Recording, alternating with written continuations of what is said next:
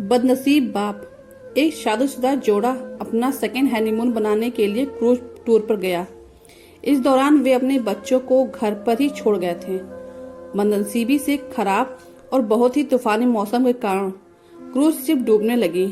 सभी लोगों की तरह वे दोनों भी अपनी जान बचाने के लिए लाइफ बोट एरिया की तरफ दौड़े, लेकिन वहां भी सिर्फ एक ही व्यक्ति के लिए जगह बची हुई थी।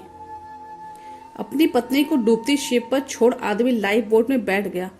पत्नी उसी डूबती शिप पर खड़ी अपने पति को दूर जाते हुए देख रही थी। वो चिल्लाकर अपने पति से बोली। इस कहानी को यही विराम देते हुए शिक्षक ने अपने सभी विद्यार्थियों को पूछा, क्या कोई अंदाजा लगा सकता है पत्नी ने पति से क्या कहा होगा? ज्यादातर विद्यार्थियों का एक समान उत्तर था।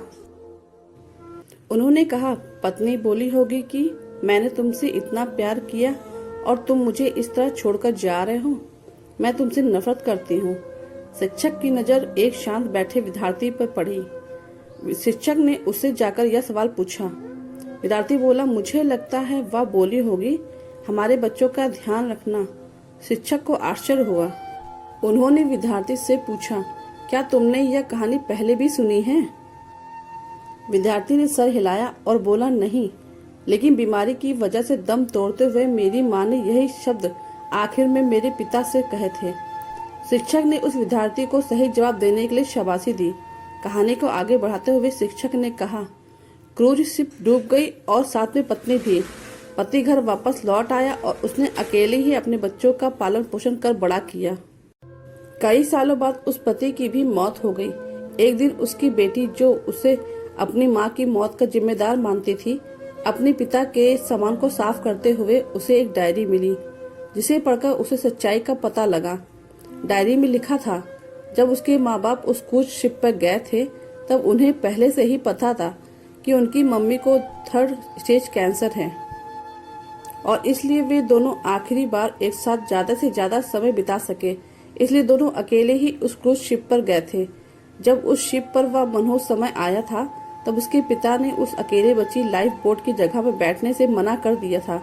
उन्होंने डायरी में लिखा था कि वह भी अपनी पत्नी के साथ ही उस डूबती हुई शिप में डूब जाना चाहते थे, लेकिन सिर्फ और सिर्फ उनके बच्चों के लिए अपनी पत्नी की कसम देने के बाद उनको उसे अकेला छोड़कर ही उस लाइफ बोट में सवार होना पड़ा। इस डायरी को पढ़ने के बाद बेटी फूट फूट कर रो पड़ी। शिक्षक ने यह कहानी यहीं खत्म की और पूरा क्लास शांति में डूब गया। यह शांति देख शिक्षक को पता चल गया कि वह इस कहानी के जरिए जो सीख अपने विद्यार्थियों को पहुंचाना चाहते थे वह पहुंच चुकी है।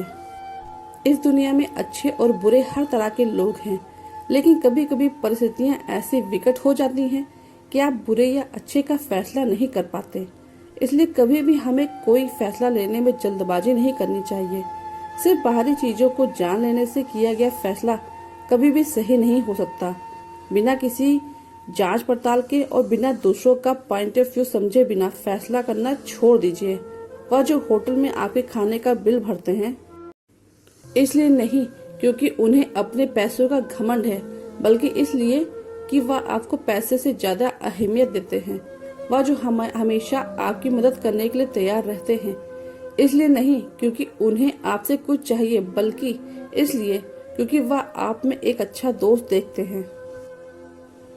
वह जो आपको हमेशा मैसेज करते हैं, इसलिए नहीं क्योंकि उनके पास करने के लिए कुछ और नहीं है, बल्कि इसलिए क्योंकि वो आपको याद करते हैं। और वह जो हर झगड़े के बाद आपसे पहले माफी मांगते हैं, इसलिए नहीं कि वह गलत होते हैं, बल्कि इसलिए क्योंकि उन्हें अपने बातों, अपने गुस्से या ईगो से ज्यादा आपकी परवाह है।